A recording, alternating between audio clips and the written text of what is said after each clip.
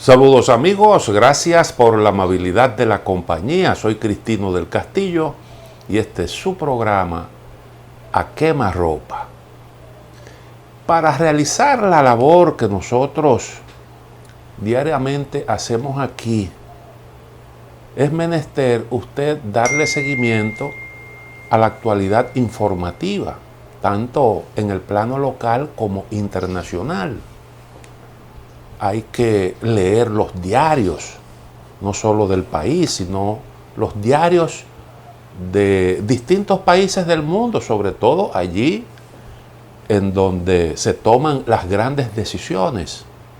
Hay que leer las revistas, hay que leer los trabajos que se publican, los libros de mayor importancia, de los autores que tienen mayor autoridad.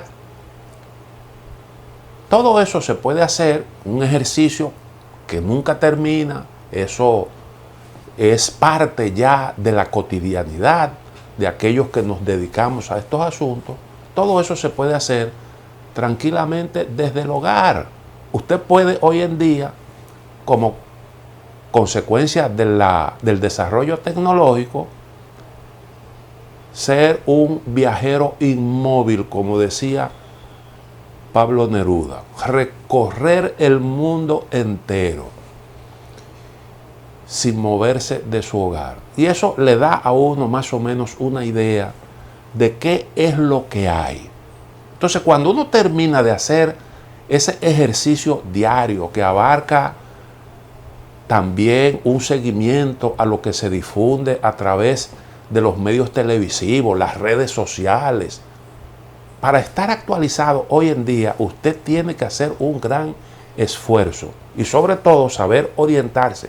¿Qué cosa leer y qué desechar? Porque hay mucha basura circulando por doquier.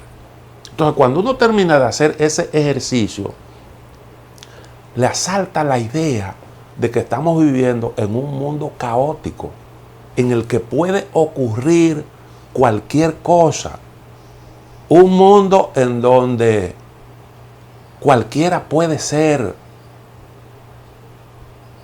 responsable de los destinos de millones de seres humanos. Gente que no asumen su responsabilidad de una manera seria. Y uno lo ve entonces improvisando, dando tumbo, sin suficiente conocimiento de causa. Y cuando uno ve eso, pues uno lógicamente se tiene que preocupar. Hay una sensación de caos que le queda a uno luego de ese recorrido por la actualidad informativa diario, que se expresa de distintas maneras. Yo he hecho un esfuerzo, un ejercicio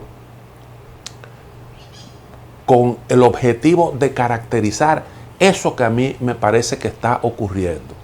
Entonces, bueno, se me ocurrió hacer un pequeño inventario de esas cosas que parecen hasta inverosímiles, muchas de ellas.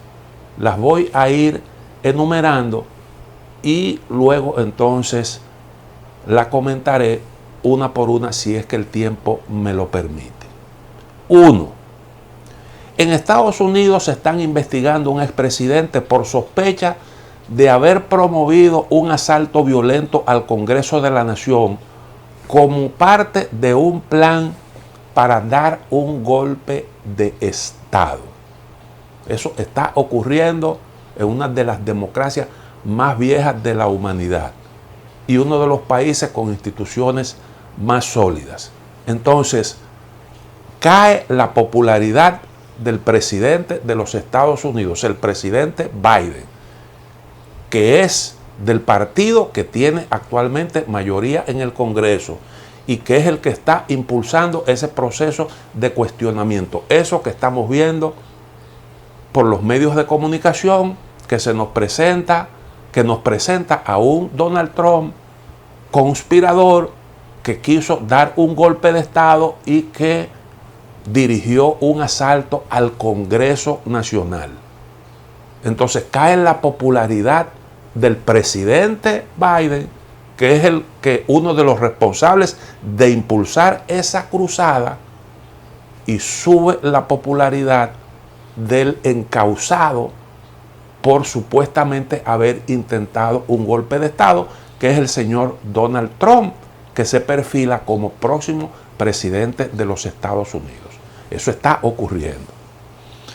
Estados Unidos dice estar preocupado por los ataques a que está siendo sometida la democracia en el mundo. Y un ex representante estadounidense en Naciones Unidas, que al mismo tiempo fue asesor de seguridad del presidente, el señor John Bolton, que confiesa sin ruborizarse que participó en la planificación de golpes de Estado en el exterior. No hay un solo investigado. El país que se confiesa preocupado por las democracias, de alguna forma planificó golpes de Estado. Y este señor fue uno de los que participó en esas tramas. Y entonces esto, pues lógicamente, tiene que ser motivo de preocupación. Porque, bueno, en Estados Unidos hay una investigación porque se quiso dar un golpe de Estado, pero hay uno que reconoce que el propio Estados Unidos estuvo involucrado en actividades de ese tipo fuera del país. Se investiga a Trump en Estados Unidos, pero a este señor ni siquiera lo llaman para preguntarle, bueno, pero señor, ¿qué es lo que usted está diciendo? Porque eso que usted confiesa, simple y llanamente, es contrario al derecho internacional. Eso es un delito, eso tiene muchas implicaciones, pero no hay un solo investigado. Lo bonito es que no se trata de algo nuevo, porque ya la gente sabe perfectamente y eso lo asume como algo ya habitual, porque Estados Unidos ha protagonizado un montón de golpes de Estado en el mundo entero. Y entonces ahí como que no hay nada nuevo. En Estados Unidos el partido en el gobierno, esto es otra cosa novedosa, el demócrata le dice a su presidente que ni se le ocurra presentarse a un segundo mandato. El hombre es impopular y el partido entonces siente que el líder le hace daño a la causa de la organización y que lo que él está haciendo puede meter al partido en un problema, no le garantiza el triunfo electoral.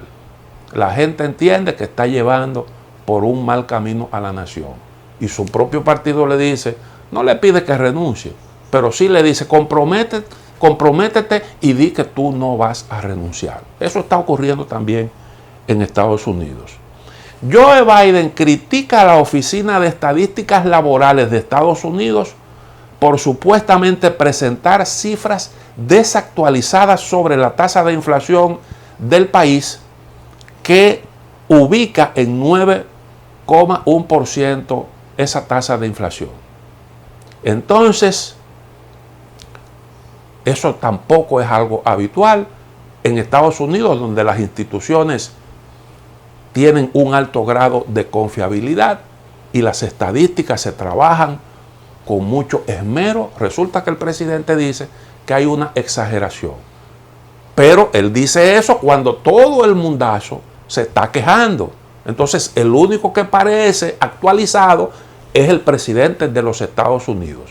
Y entonces hay gente que le está diciendo, presidente, tómese la molestia. Usted que por su investidura no va a un supermercado, no va a una gasolinera, tómese un tiempecito y vaya y échele combustible a su vehículo. Usted se mueve en la bestia y usted ni siquiera huele el combustible, pero tómese, haga ese ejercicio para que usted vea lo que están padeciendo los estadounidenses, cómo la inflación está golpeando al público. Pero el presidente dice que se está exagerando y que las cifras no están actualizadas. Cae Boris Johnson en Gran Bretaña tratando de derrocar a Vladimir Putin. Otra cosa también, otro fenómeno raro. Fue uno de los más activos tratando de hundir a Rusia. Y resulta que él ha tenido entonces que, como consecuencia, en gran medida de los efectos de la crisis provocada por las sanciones a ese país, por las medidas que él mismo ayudó a impulsar, entonces resulta que él tiene que irse del carguito. Porque no crean ustedes que fue de que por un escándalo de un individuo que manoseó y qué sé yo qué cosa. El problema radica justamente ahí. Y el partido en el poder ha ido perdiendo apoyo por la pésima conducción de este señor, que además de eso ha cometido otros errores en su relación, en la conducción de las relaciones del país con otros amigos de Europa. El Papa Francisco se declara admirador de Cuba, un país comunista. Confiesa tener una relación humana con Raúl Castro. Esto también es una gran novedad en un contexto como el que estamos viviendo. Un poquito más adelante, el comentario de qué fue lo que dijo el Papa y cómo es que tenemos que entender este asunto. Sigo. A pesar de los desmentidos, los medios de comunicación siguen hablando de la inminencia de la renuncia de su santidad, que fue víctima de 3 conspiraciones. Ese es otro dato también interesante. El papado de Francisco ha tenido que enfrentar esfuerzos por desalojarlo del Vaticano. También más adelante explicaré lo que pienso al respecto. Estados Unidos bloquea las exportaciones de Rusia para derrocar a Putin y frenar su guerra en Ucrania. Y para contener la inflación en casa producto de esas sanciones, discute ahora eliminar las que había impuesto a China, que es el enemigo más grande. Pausa, regreso en un momento.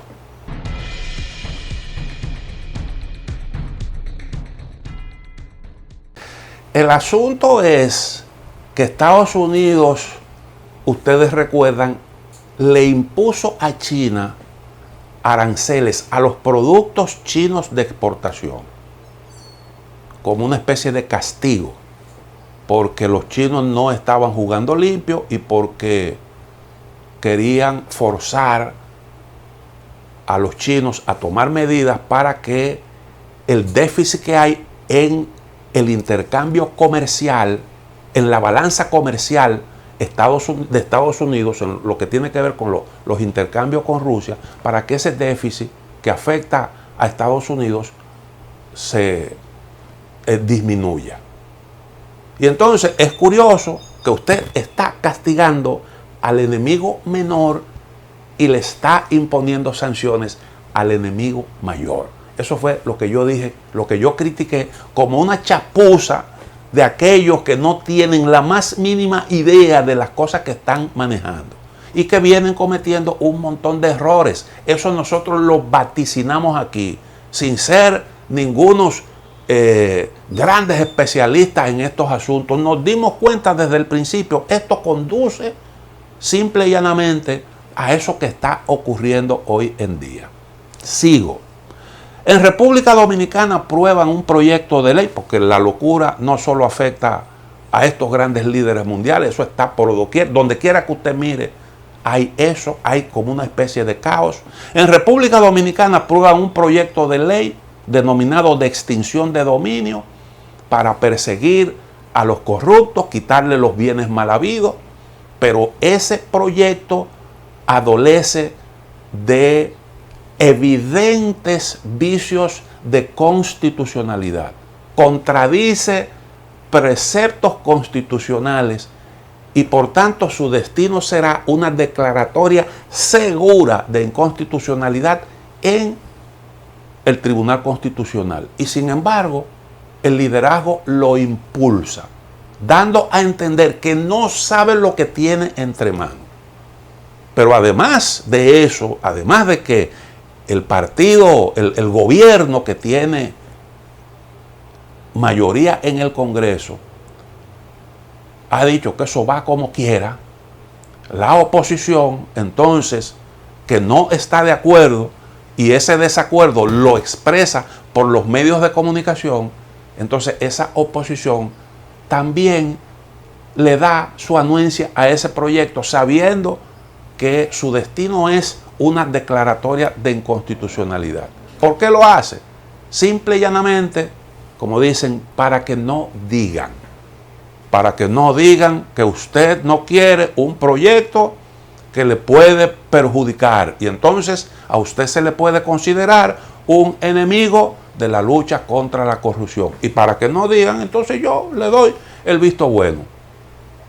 Resultado final. ¿Cuál será el resultado final? Simple y llanamente que en vez de hacer un esfuerzo por aprobar algo conforme a la Constitución y que pueda servir de herramienta efectiva, adecuada, en vez de hacer eso, lo que se decide es darle curso a algo que se sabe que no va a funcionar, y eso se puede perfectamente entender como la mejor forma de usted boicotear esa iniciativa de ley.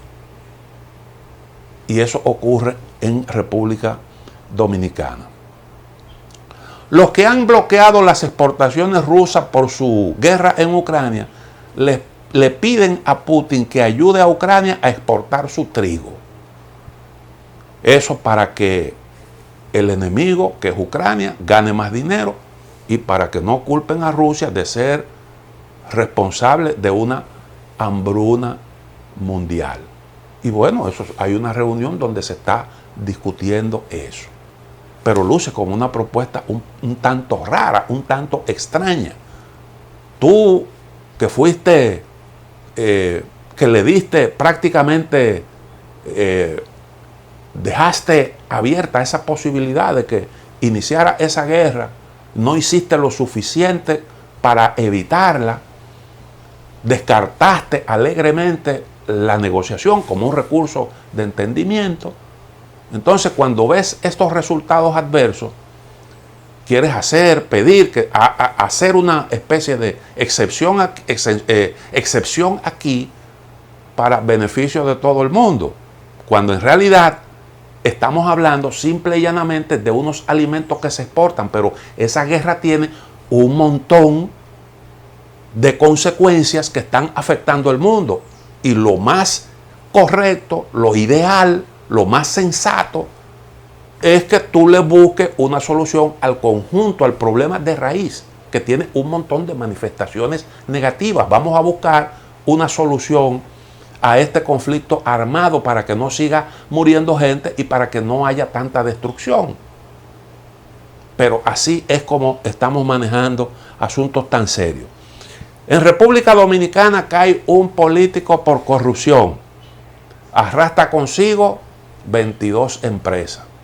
Entonces uno se pregunta, bueno, cayó un político, hay en el mismo expediente 22 empresas. ¿Qué es más corrupto, lo público o lo privado? Yo creo que aquí eso debe mover también un poquito a reflexión.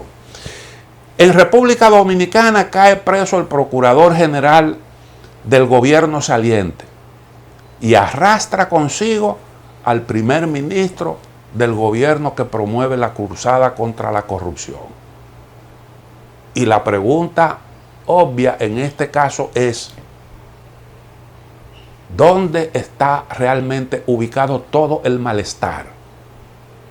La enfermedad. La enfermedad es simple y llanamente como se nos presenta. ¿Está ahí en un partido político o está en un sistema del que participan todos los políticos? Yo no estoy emitiendo sentencia de culpabilidad contra nadie.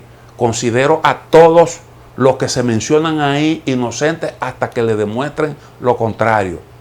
Pero ese es un resultado que está ahí a la vista de todo el mundazo. Sigo. En Alemania los verdes tienen que recurrir al carbón, el combustible más contaminante. Los verdes ahora son partícipes de la coalición de gobierno en Alemania, y resulta que Alemania, como consecuencia de su conducción en una coyuntura como esta, como uno de los líderes de Europa, está pagando tan caro ese comportamiento, ese accionar, que entre otras muchas cosas tiene ahora que recurrir al carbón, contaminar más y agravar más el problema medioambiental. Y quien está impulsando eso son los que más se han destacado en la sociedad alemana en la defensa del medio ambiente. Miren qué cosa. Los verdes apelando al carbón, el combustible más contaminante que hay. Y entonces yo creo que eso también tiene que decirnos algo. Biden prometió al inicio de la guerra en Ucrania derrumbar el rublo ruso, pero cayó el euro, subió la moneda rusa.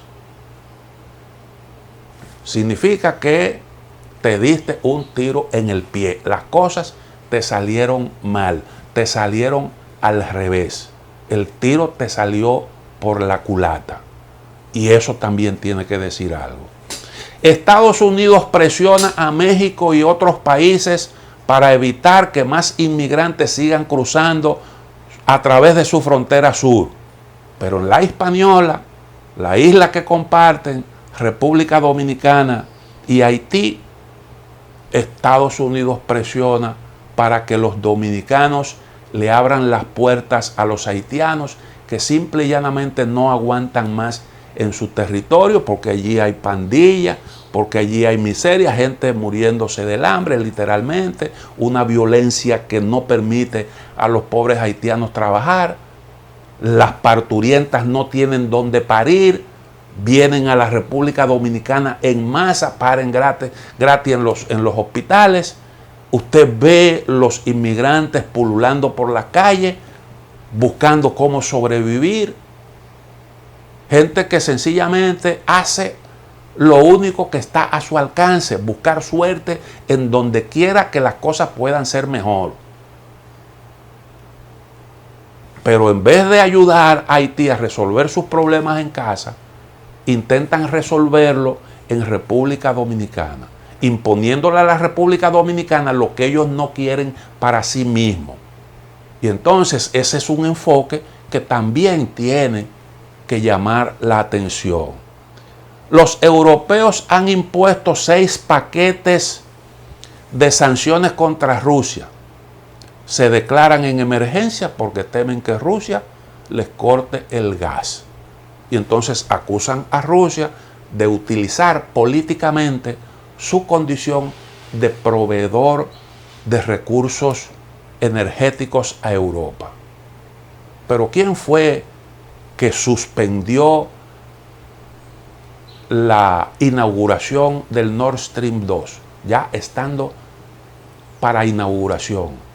¿Quién fue que decidió no certificar ese proyecto que costó más de 10.000 millones de dólares?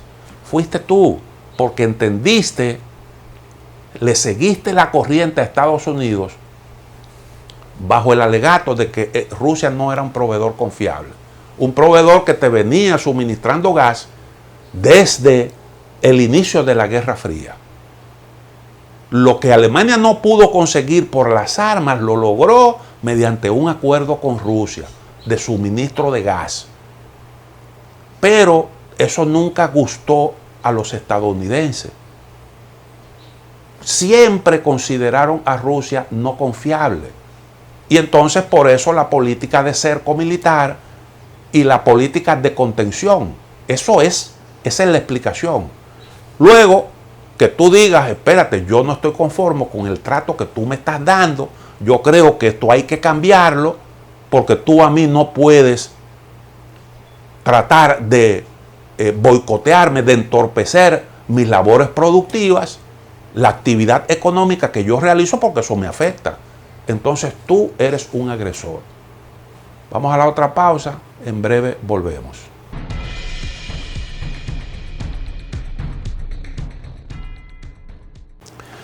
el enemigo de las dictaduras llega a Oriente Medio. Entonces, la primera parada es en Israel.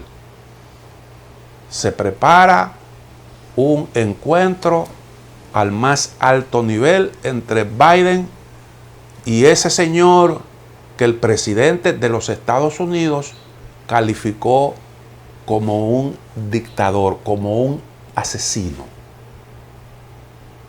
Y no sin razón, porque mandaron a asesinar a un periodista que ingresó a un consulado en Turquía, un consulado saudí en Turquía. Allí lo apresaron, lo picotearon y no se ha sabido de sus restos. Nunca se supo más de ese señor. Lo desaparecieron literalmente.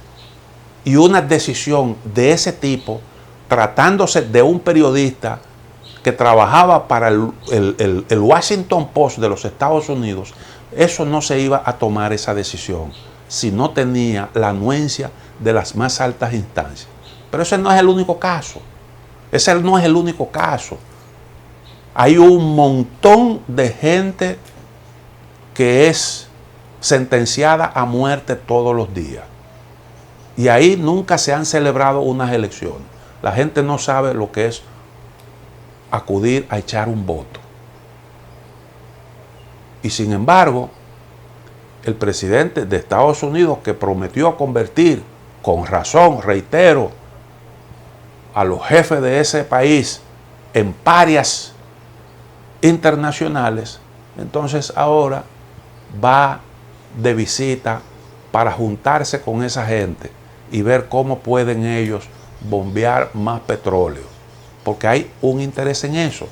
Y para preparar las condiciones, entonces hacen unas declaraciones diciendo que Irán le está vendiendo armas a los rusos, que están apoyando a Rusia y que eso es un peligro, cuando en realidad Rusia es quien le ha vendido algunos armamentos a Irán. Irán no tiene que venderle a Rusia. No necesita armas de Irán para defenderse y para hacer su guerra. Pero hacen una gran bulla alrededor de este tema, simple y llanamente porque la condición para conseguir que los jeques saudíes consientan en aumentar la producción petrolera es que Estados Unidos no le dé curso, no continúe las negociaciones con miras a quitarle las sanciones a Irán mediante un arreglo para manejar diplomáticamente el tema del uso de la energía atómica. Eso es todo. Y entonces habría que hacerle algún tipo de concesión a este país y previamente Biden crea las condiciones para eso. Habría que escoger si el petróleo iraní o el petróleo saudí, porque los saudoárabes no están de acuerdo con la negociación sobre el asunto nuclear. Tan sencillo como eso. Tampoco Israel está de acuerdo. Pero mientras va con esos propósitos a entenderse con los dictadores asesinos de la zona, les dicen a los palestinos: tienes que tener paciencia, porque yo soy partidario de que hayan dos estados, pero eso no en el corto plazo. Esa fue la expresión que utilizó el señor Joe Biden. Eso no puede ser en el corto plazo. Yo estoy de acuerdo, pero en el corto plazo. En el corto plazo no. Los palestinos tienen décadas esperando la oportunidad para manejar sus propios asuntos. Ya hubo una resolución del 47 o del 48 de Naciones Unidas en donde se prevé la creación de un Estado judío y un Estado palestino. El Estado palestino no se ha podido crear, está pendiente. Y los judíos le arrebatan las tierras a los palestinos y le caen a tiro cada vez que los palestinos intentan rebelarse y protestar contra las barbaridades que allí se cometen. Y esa comunidad internacional, los defensores de los derechos humanos, los defensores de la democracia, no dicen absolutamente nada. Entonces va el presidente de visita a Israel y dice, los palestinos que se esperen, que tienen décadas y décadas esperando un chancecito. Y esa es la comunidad internacional que tenemos, y ese es el liderazgo. ¿Y cómo es que se manejan todos estos asuntos? Que realmente son situaciones que lloran ante la presencia de Dios. Bueno, pero yo creo que quien botó la bola, como se dice en el lenguaje beisbolístico, fue la señora Jill Biden, la primera dama de los Estados Unidos. Emitió unas declaraciones que también, como he estado diciendo, dejan mucho que desear. Son una invitación a la reflexión. Oigan qué fue lo que dijo la señora Jill Biden, tratando de reconocer al señor Raúl Izaguirre, un activista hispano de méritos reconocidos en los Estados Unidos. Sus palabras fueron las siguientes: Raúl ayudó a construir esta organización con el entendimiento de la diversidad de esta comunidad, tan distinta como las bodegas del Bronx, tan hermosas como las flores de Miami y tan únicas como los tacos de desayuno aquí en San Antonio. Eso, los tacos, las bodegas del Bronx y las flores se utilizan como referencia para caracterizar a los hispanos en Estados Unidos, que son una comunidad, como ella dice, muy diversa. Ahora, ¿con qué nos compara? Cuando habla de las bodegas del Bronx, se está refiriendo a los dominicanos, porque los dominicanos fuimos los que llevamos eso a Estados Unidos, las bodegas, porque muchos dominicanos han vivido de ese tipo de negocio, que en nuestros países le dicen bodega, aquí nosotros le llamamos colmado. Y eso no es como para sentirse elogiado, porque en Estados Unidos eso se considera una expresión de atraso, porque los estadounidenses compran en supermercados bien establecidos, en moles.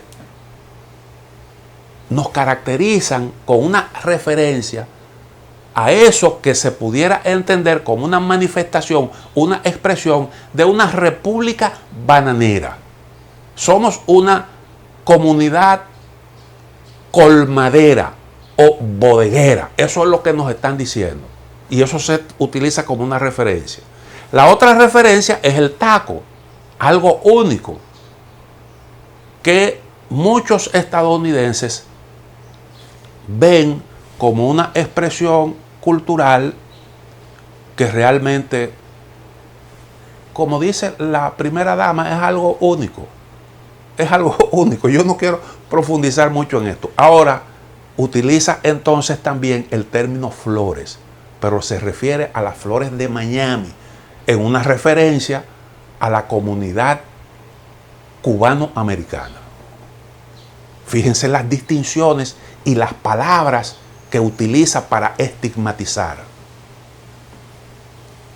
Dominicanos son 3 grandes colectivos que hay hispanos en Estados Unidos. Mexicanos, creo que el más grande, si no me equivoco. El cubano, también súper numeroso. Y el dominicano. Hay más de 2 millones de dominicanos en Estados Unidos. Para el caso de los cubanos se utiliza la palabra, la flor como comparación. Claro, los cubanos son un poder en Estados Unidos. Hay muchos cubanos, la mayoría de los cubanos son blancos de ascendencia hispana. Y a ellos los trata como los compara con flores. pero a los dominicanos nos compara con los colmados, o no, el punto de referencia es el colmado, la bodega, y para el caso de los mexicanos, los tacos. La señora pidió excusa porque las organizaciones hispanas protestaron enérgicamente. Y ella dijo, ese párrafo del discurso, de la intervención de la señora Biden, no refleja el amor que ella quiso transmitir. Y es verdad, en eso estamos de acuerdo. No refleja un sentimiento de afecto. No refleja un sentimiento de afecto, antes al contrario. Es una caracterización bien pensada, porque eso fue meditado, eso fue muy bien meditado. Incluso desde el punto de vista de la redacción, se puede decir que el párrafo está bien logrado, pero el contenido es perverso y expresa ese sentimiento, esa idea, esos criterios que ellos tienen sobre las comunidades hispanas. Esa es una realidad. Donald Trump caracterizó a Haití, comparó a Haití con agujeros de mierda. Esas fueron sus palabras. Agujeros de mierda. Eso significa letrina, un retrete, un lugar en donde se defeca. ¿Y cuál es la diferencia? Lo único que aquí hay un poco más de... Lo de Trump es una expresión vulgar. Y aquí hay un poco más de sofisticación. Pero es lo mismo. En el fondo es realmente lo mismo.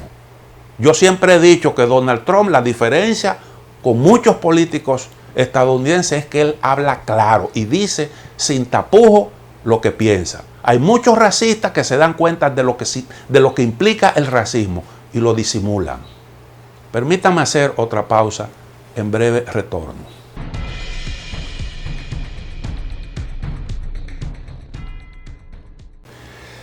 Yo prometí que iba a referirme a cada uno de esos aspectos que señalé en el inventario de locura que ocurren en el mundo actual. Obviamente el tiempo no me va a alcanzar para cumplir con esa promesa. Quiero referirme solo a dos cosas de las que mencioné. Primero, lo del Papa Francisco, que siento que eso se me queda un poco sin explicación. ¿Qué fue lo que dijo el Papa Francisco? Él admitió que tiene una relación humana con el expresidente Raúl Castro y contacto con obispo de la Iglesia Católica en Cuba. En ese sentido, también indicó que Cuba es una nación símbolo con una historia grande. Sus palabras fueron literalmente las siguientes: yo quiero mucho al pueblo cubano, tuve buenas relaciones humanas con gente cubana y también lo confieso, con Raúl Castro tengo una relación humana. Yo me quedé contento cuando se logró ese pequeño acuerdo con Estados Unidos que el presidente Obama lo quiso en su momento y Raúl Castro lo aceptó y fue un buen paso adelante, pero que se detuvo ahora, dijo el Papa Francisco. Se está refiriendo, el Papa fue uno de los impulsores del acuerdo entre Cuba y Estados Unidos durante el gobierno de Barack Obama. Esos esfuerzos dieron como resultado el restablecimiento de las relaciones diplomáticas y la atenuación de las sanciones contra Cuba por parte de Estados Unidos. Después vino Trump y le dio para atrás todo eso. Y Biden más o menos ha continuado la misma línea, ha hecho algunos, ha flexibilizado algunas de esas medidas que Donald Trump tomó. Ahora, yo dije que el Papa había sido víctima de 3 conspiraciones. Primero, ustedes recuerdan aquella maniobra que realizó el arzobispo y exnuncio en Washington, Carlos María Viganó. Redactó una correspondencia, una comunicación, un documento, lo difundió a través de prestigiosos medios internacionales y trató de recabar apoyo para obligar a renunciar al Papa Francisco. Esa fue la primera conspiración. Lo acusó de que estaba protegiendo a los violadores, a los acosadores sexuales, a los pederastas de la Iglesia Católica. Y lo otro que ocurrió, lo dijo el propio Papa. El Papa dijo: sigo vivo. Eso fue después que lo sometieron a una intervención quirúrgica. Sigo vivo, aunque algunos me querían muerto, indicó Francisco al ser consultado por un grupo de sacerdotes jesuitas por su estado de salud. Sé que incluso hubo reuniones entre prelados que pensaban que el Papa estaba más grave de lo que se decía. Estaban preparando el cónclave. Que así sea, gracias a Dios estoy bien, dijo el Papa Francisco. Y bueno, ahora se advierte claramente que aunque él ha desmentido eso de forma reiterada, los grandes medios de comunicación siguen hablando de la posibilidad de una renuncia del Papa Francisco. Algo parecido a lo que se hizo con motivo de esas ocasiones anteriores. Y eso, pues claramente lo que refleja es que hay una inconformidad con lo que el Papa ha venido predicando. Porque el Papa ha dicho, hay una guerra ahí provocada o no evitada, refiriéndose al conflicto en Ucrania. Él no está defendiendo a Putin, él lo ha aclarado, pero ha dicho que en esto todo el mundo tiene su responsabilidad, haciendo una alusión directa al hecho de que el único violador del derecho internacional y los únicos abusadores que hay aquí no son solo los rusos, sino también los que los critican. Y eso pues son planteamientos que no caen bien, que no gustan. Lo otro que quería también un poquito explicar es el asunto que se está discutiendo en Estados Unidos. No sé si eso finalmente se va a aprobar, pero resulta que los niveles de inflación son altos actualmente. Estamos hablando de que ahora recientemente se habla de que la inflación interanual subió a 9,1%. Ya lo dije en el segmento anterior. Y entonces hay preocupación en Estados Unidos porque dentro de poco habrán elecciones y hay que ver cómo se logra revertir esto, cómo se logra un poco atenuar este problema. Y entre las cosas que se han concebido está la posibilidad de quitarle los aranceles a los productos de importación chinos, como una manera de bajar los precios. Los chinos exportan al mercado estadounidense un montón de cosas. Se encarecieron como consecuencia de esos aranceles y ahora se ve la posibilidad de quitarlo. Yo decía, ¿cómo es eso? Tu enfrentamiento con un enemigo menor, con un adversario menor, con el que tú incluso tenías buenas relaciones y tuviste la oportunidad hasta de ganártelo para tu causa de contención de China.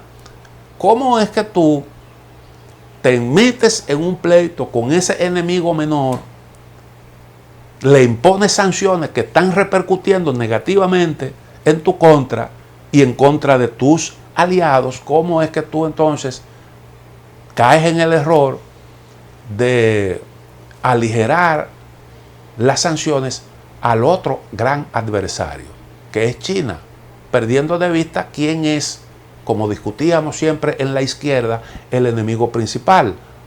Porque en política y en la guerra tú te concentras, le dedicas la mayor atención al enemigo principal, y al secundario tú a veces tratas de neutralizarlo por diferentes vías, pero la atención se centra en lo fundamental. Pero aquí está ocurriendo todo lo contrario. Por eso yo siempre hablé del riesgo que corría Occidente de quedarse empantanado en Rusia, que fue lo que le ocurrió en Afganistán y en Oriente Medio, mientras trataban de evitar que le saliera un enemigo poderoso en la zona euroasiática, pero el enemigo poderoso apareció en el lejano Oriente. trataron de corregir el rumbo, pero ahora vuelven y caen otra vez en el error. Bueno, lo otro es, ya me queda muy poco tiempo para un tema que es bastante grueso, lo que tiene que ver con la economía dominicana. Con la economía dominicana y la actitud que ha adoptado el gobierno frente a esa crisis. Tenemos unos niveles de inflación que son elevados. Estamos hablando de que el poder adquisitivo de la gente se ha caído en un 10%. O sea, el trabajador, la gente de ingreso fijo, ha perdido un 10% de su capacidad de compra. Y eso es realmente algo preocupante. Pero al mismo tiempo hay un proceso que está en marcha. Y uno siente un gobierno que se limita a subsidiar en la medida en que puede. Lo dijo el ministro de Industria y Comercio. Seguiremos subsidiando hasta que el gobierno aguante, hasta que las finanzas lo permitan. Yo creo que subsidiar es una decisión correcta para evitar que aquí tengamos un gran problema social que termine provocando un gran lío, como está ocurriendo en otros países. Fíjense, por ejemplo, lo que está pasando ahora mismo en Panamá, lo que ocurrió en Ecuador, en Chile, en Colombia, que en Colombia definitivamente se llevó al partido de gobierno, que había tenido muchísimo éxito en los últimos años. Bueno, pues yo creo que sí, que la política de subsidio es buena, pero tú no te puedes limitar a eso, porque estás creando también un problema mayor. Porque en definitiva, al final, te vas a quedar con una deuda más grande, porque aunque dice el ministro de Industria y Comercio que nosotros no estamos tomando dinero prestado, sí estamos tomando dinero prestado. Porque en el presupuesto para este año hay un gran hueco, un gran déficit que se decidió cubrir con deuda. Y un país que está cubriendo déficit con deuda y al mismo tiempo está subsidiando y tiene este tipo de gastos, aunque aumente en cierta medida sus recaudaciones, de todos modos, el asunto es que estamos cogiendo dinero prestado para subsidio. Y entonces al final vamos a tener un problema mayor. En España ahora mismo se acaba de tomar una decisión interesante. Mientras la oposición estaba pidiendo recortes de impuestos, el gobierno lo que dijo, no, espérate, impuestos nuevos al sector financiero y a las energéticas, que están teniendo buenos beneficios. El gobierno descartó la posibilidad de gravar a los que más pueden aquí. Y en su lugar está haciendo ajustes en la tarifa eléctrica, aumentando los impuestos de la clase media, mientras por otro lado adopta una política de subsidio que no está tampoco focalizada y que beneficia muchísimo a la gente más pudiente, porque ¿quiénes son los que más combustible queman aquí?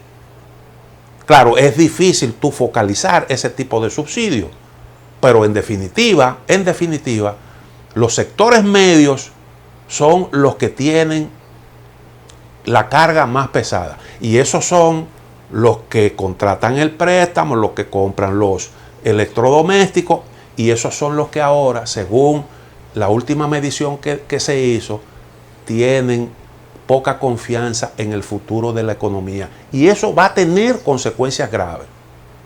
Las grandes crisis comienzan por ahí, por una quiebra de la confianza del consumidor. Y eso se traduce en menor demanda y por tanto en una caída de la actividad económica. El gobierno tiene que emplearse a fondo para ver cómo le marcha a este problema, que es un problema bastante grueso y que está generando muchas inquietudes a nivel mundial. Llegamos al final de A Quemarropa. Mañana será otro día, si Dios lo permite.